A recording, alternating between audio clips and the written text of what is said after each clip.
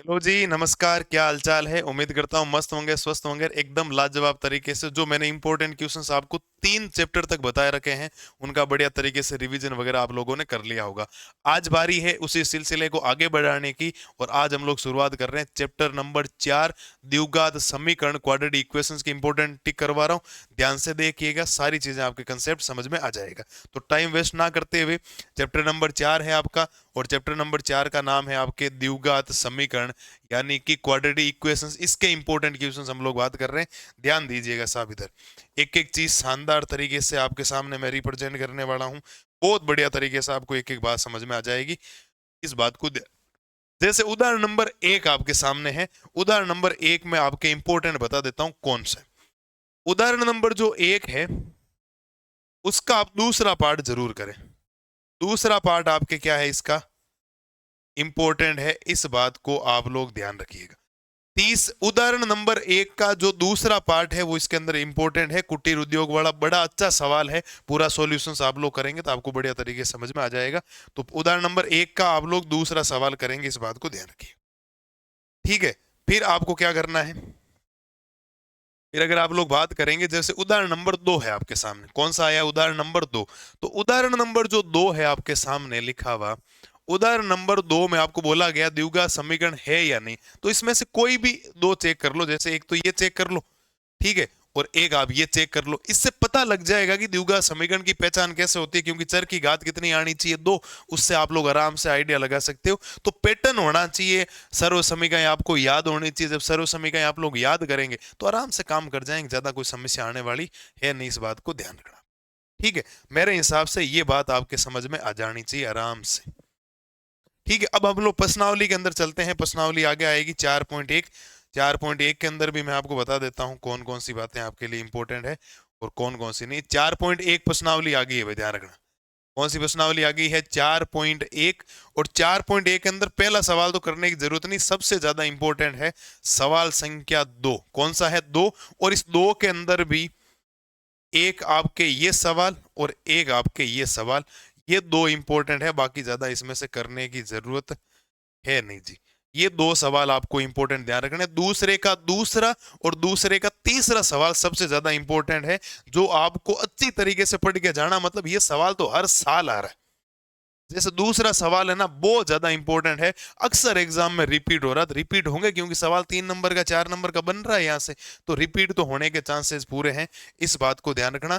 तो 4.1 प्रश्नावली के अंदर दूसरे का दूसरा और तीसरा वेरी वेरी इंपॉर्टेंट है। बढ़िया तरीके से इसको करके जाइएगा, ध्यान रखिएगा। फिर धीरे धीरे आगे चलते हैं, धीरे धीरे आगे चलेंगे, धीरे धीरे आगे बढ़ेंगे, तो आपको समझ में आएगा कि मैं आपको कौन से क्वेश्चंस इंपॉर्टेंट बता रहा हूं। मैं 4.2 में ही चलूंगा सीधा, और 4.2 के अंदर मैं आपको बता देता हूं। ये रही आपके सामने प्रश्नावली 4.2। कौन सी प्रश्नावली है? 4.2 है। इस बात को ध्यान रखना, प्रश्नावली 4.2 के अंदर कौन कौन से इंपॉर्टेंट है। जैसे पहले की अगर हम लोग बात करें तो बोला है गुणनखंड विधि से मूल ज्ञात कीजिए। तो एक तो पहला सवाल कर लेना, एक तीसरा कर लेना, बहुत है। बाकी सेम टाइप के सवाल हैं, ज्यादा कोई परेशानी आपको आएगी नहीं। गुणनखंड विधि आप लोगों ने दूसरे चैप्टर में बहुपद में पढ़ रखी है, वहां शून्य के निकाल रहे थे, यहाँ मूल निकाल रहे थे। शून्य और मूल एक ही वर्ड होता है, कोई ज्यादा फर्क नहीं है उसके अंदर, ध्यान रखना। तो गुणनखंड विधि से इसका निकाल, एक रूट वाला थोड़ा सा कर लेंगे, नई चीज है तो आपको अच्छा लगेगा कि हाँ हमने सवाल इस टाइप का कर रखा है, कोई ज्यादा समस्या आएगी नहीं। मजेदार चीज है आपके क्वेश्चंस नंबर 3, क्वेश्चंस नंबर 4 और क्वेश्चंस नंबर 5। मतलब मैं वादा करता हूं इसमें से 100% सिलेबस सवाल आपके एग्जाम के अंदर आएगा, ध्यान रखना। तीसरा, चौथा, पांचवा जो सवाल है वो 100% रहना। इसमें से एक सवाल आपके बोर्ड में अथवा में मिल जाएगा, राजस्थान बोर्ड में, अगर आप लोग ध्यान से देखेंगे तो इसको। ठीक है, तो 4.2 में पहले का पहला और तीसरा, उससे गुणनखंड विधि समझ में आ जाएगी, वही गुणा करने पर, जोड़ने पर, घटाने पर सारी बातें हैं। और तीसरा, चौथा, पांचवा, इसके अंदर श्रीधराचार्य भी लग सकता है, गुणनखंड विधि भी लग सकती है। तो आपको पैटर्न ध्यान रखना, पैटर्न फॉलो करेंगे तो अच्छी तरीके से चीजें सारी बढ़िया तरीके से हो जाएगी, ज्यादा कोई समस्या आपको आने वाली नहीं है। इस बात को ध्यान रखना। तो 4.2 में आप लोग उदाहरण नंबर, क्वेश्चन नंबर 3, 4 और 5, और पहले का पहला और तीसरा ध्यान रखेंगे। मेरे हिसाब से कोई ज्यादा समस्या है नहीं। आगे अगर हम लोग चलें, गुल्लों की प्रकृति है, तो मूलों की प्रकृति, लैंग्वेज वगैरह तो मैं आपसे ही कहूंगा कि आप लोग पढ़ते ही होंगे, कोई ज्यादा समस्या आपको आएगी नहीं। ठीक है, फिर अगर हम लोग बात करें तो इसके उदाहरण नंबर चलते हैं 9 में। हाँ साहब, उदाहरण नंबर 9 वेरी वेरी इंपॉर्टेंट। उदाहरण नंबर 9 वेरी वेरी इंपॉर्टेंट है। मतलब ये उदाहरण आपको अच्छी तरीके से करके जाना है। द्विघात समीकरण के मूल कैसे ज्ञात करते हैं, विविक्तीकर क्या होता है, सारी बातें आप लोग ध्यान रखेंगे तो किसी प्रकार की आपको समस्या आने वाली नहीं है। मूलों की प्रकृति कैसी होती है, सारे नोट्स याद कर लेते हो ना तो समस्या आती नहीं है किसी प्रकार की।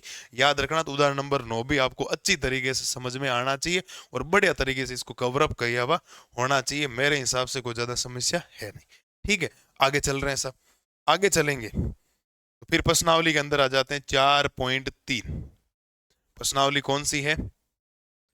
4.3 के अंदर जो पहला है ना, इसका कोई भी कर लो सवाल, आप चाहे एक पहला ही कर लो बहुत है, इससे ज्यादा करने की जरूरत नहीं, एक इससे आपको आइडिया लग जाएगा बहुत है। और एक दूसरा तो पूरा ही करना, दूसरे का पहला और दूसरे का दूसरा। ये आपके चौथे चैप्टर के इंपॉर्टेंट क्वेश्चंस है। 4.3 में एक तो पहले का पहला मिला लो, उससे पता लग जाएगा अरे कि विविक्तिकर होता क्या, मूलों की प्रकृति कैसे ज्ञात होती है, तो ज्यादा समस्या आपको आने वाली है नहीं किसी प्रकार की, आप लोग आराम से कर सकते हो। और दूसरा सवाल, द्विघात समीकरण के एक ऐसा मान ज्ञात जिसके दो बराबर मूल है, और बराबर मूल होते हैं आपको पता होना चाहिए कि बी स्क्वायर माइनस 4ac बराबर में क्या होता है, 0 होता है। तो कोई ज्यादा समस्या आपको आएगी नहीं किसी भी प्रकार की, आप आराम से इनको कर सकते हो। शानदार तरीके से इनका रिवीजन कर लेंगे तो अच्छे मार्क्स आपके आ जाएंगे डेफिनेटली, ये मेरी गारंटी। उम्मीद करता हूं चैप्टर नंबर 4 के जो आपको क्वेश्चंस बताए गए उनको टिक आप लोगों ने कर लिए होंगे।